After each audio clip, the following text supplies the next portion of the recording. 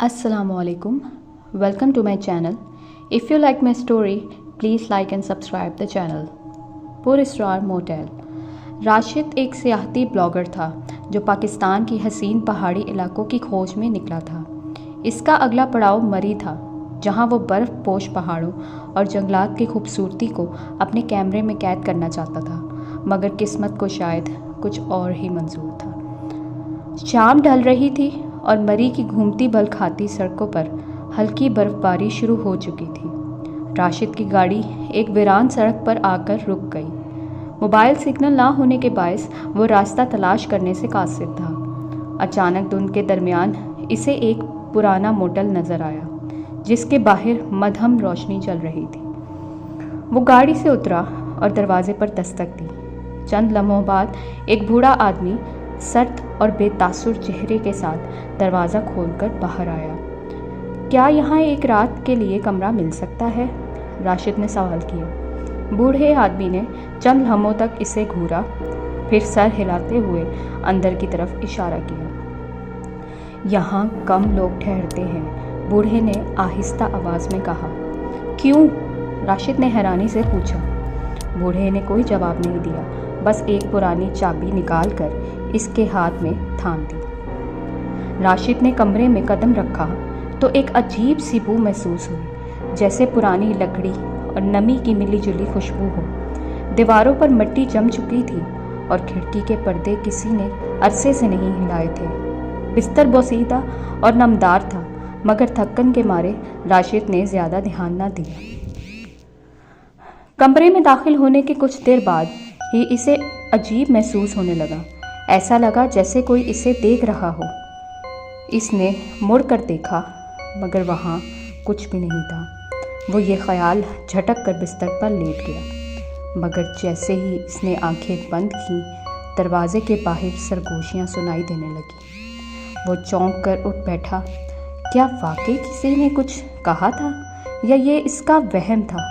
कुछ देर बाद खिड़की के बाहर से एक हल्की खटखटाहट सुनाई दी, जैसे कोई नाखून से खिड़की के शीशे पर आहिस्ता आहिस्ता खराशे डाल रहा हो। राशिद ने झटकते पर्दे हटाए, मगर खिड़की के बाहर घना अंधेरा था।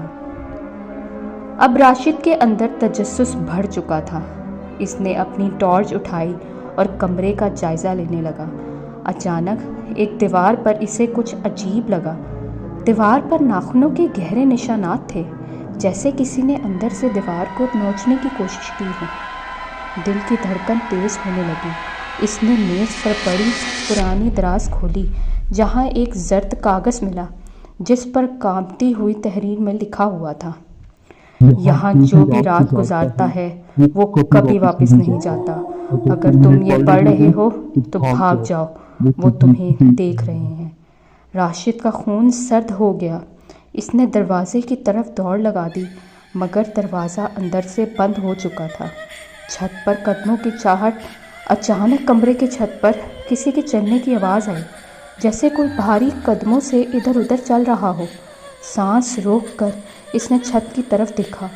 अचानक रोशनी से बंद हो गया और पूरा कमरा अंधेरे में डूब गया। राशिद ने बेचैनी से मोबाइल निकाला और टॉर्च जलाने की कोशिश की, मगर मोबाइल भी बंद हो चुका था। फिर दरवाजे के बाहर कोई आहिस्ता आहिस्ता कदम से चला आ रहा था। किसी ने दरवाज़ा खोलने की कोशिश की।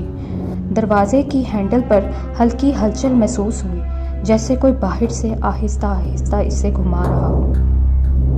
राशिद ने दीवाना वार खिड़की की तरफ दौड़ लगा दी और पूरी ताकत से इसे धकेलकर खोला।